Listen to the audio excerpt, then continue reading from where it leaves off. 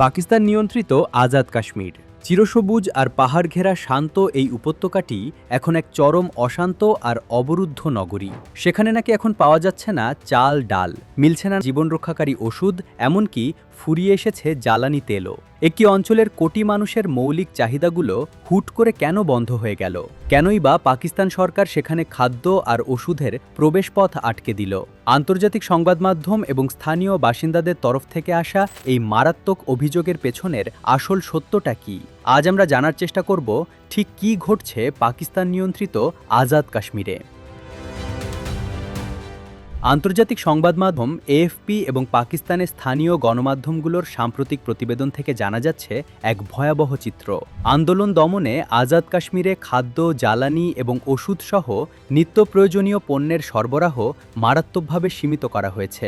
স্থানীয় বাসিন্দাদের অভিযোগ, কাশ্মীরে প্রবেশের বিভিন্ন চেকপোস্টে পণ্যবাহী শত শত ট্রাক আটকে দিয়েছে দেশটির নিরাপত্তা বাহিনী। ফলে পুরো অঞ্চলের মুদি দোকান, ওষুধের দোকান এবং পেট্রোল পাম্পগুলোতে দেখা দিয়েছে তীব্র হাহাকার। পরিস্থিতি এমন পর্যায়ে ঠেকেছে যে জীবন বাঁচাতে এবং জরুরি ওষুধ কিনতে কাশ্মীরের সাধারণ মানুষকে মাইলের পর মাইল পাড়ি দিয়ে পাকিস্তানের অন্যান্য প্রদেশ ও শহরে যেতে হচ্ছে। কিন্তু হঠাৎ কেন এই পরিস্থিতি তৈরি হলো? এর সূত্রপাত হয়েছিল গত 5ই জুন।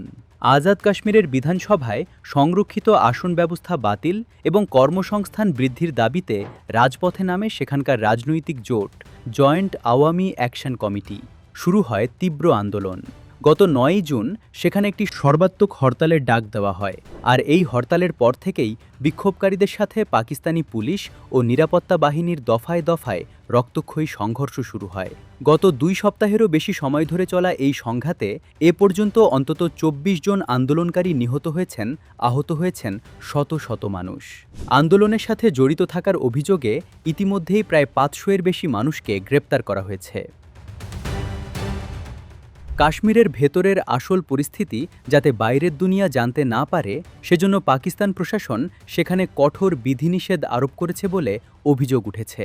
অঞ্চলে সাংবাদিকদের প্রবেশে কড়াকড়ি করা হয়েছে এবং ইন্টারনেট সেবা পুরোপুরি সীমিত করে দেওয়া হয়েছে। বেশিরভাগ এলাকায় ইন্টারনেট সংযোগ হয় একদম বন্ধ, না হয় অত্যন্ত ধীর গতির। ফলে ওখানকার নির্ভরযোগ্য তথ্য পাওয়া এখন ভীষণ কঠিন। তবে ইন্টারনেট ব্ল্যাকআউটের মাঝেও সামাজিক যোগাযোগ মাধ্যমে কিছু ভিডিও ছড়িয়ে পড়েছে, যেখানে স্পষ্ট দেখা যাচ্ছে কাশ্মীরের প্রবেশপথে খাদ্য ও নিত্য প্রয়োজনীয় পণ্যবাহী ট্রাকগুলোকে আটকে রাখা হয়েছে। এই অমানবিক কৌশলের পেছনে পাকিস্তান সরকারের যুক্তি কী? দেশটির কেন্দ্রীয় প্রশাসনের একজন জ্যেষ্ঠ কর্মকর্তা স্থানীয় গণমাধ্যমকে জানিয়েছেন, সরকার কোনো রকম রক্তপাত বা সামরিক শক্তি প্রয়োগ ছাড়া এই আন্দোলন নিয়ন্ত্রণ করতে চায়। তাদের ধারণা, জরুরি পণ্যের সরবরাহ ব্যাহত হলে আন্দোলনের গতি স্বাভাবিকভাবেই কমে আসবে।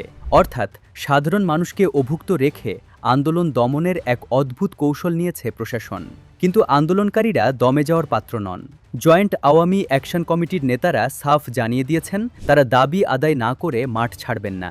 উল্টো দাবি আদায়ে প্রায় 1 লাখ মানুষের অংশগ্রহণে একটি বিশাল লং মার্চের প্রস্তুতি নিচ্ছেন তারা। রাজনৈতিক দাবি আদায়ের এই লড়াইয়ে শেষ পর্যন্ত বলির পাঠা হচ্ছে কাশ্মীরের সাধারণ মানুষ। খাবার, ওষুধ আর ইন্টারনেটের মতো মৌলিক অধিকার কেড়ে নিয়ে কি আসলেই কোনো আন্দোলন দমানো সম্ভব? নাকি এই অবরুদ্ধ পরিস্থিতি আজাদ কাশ্মীরকে আরও বড় কোনো বিপর্যয়ের দিকে ঠেলে দিচ্ছে?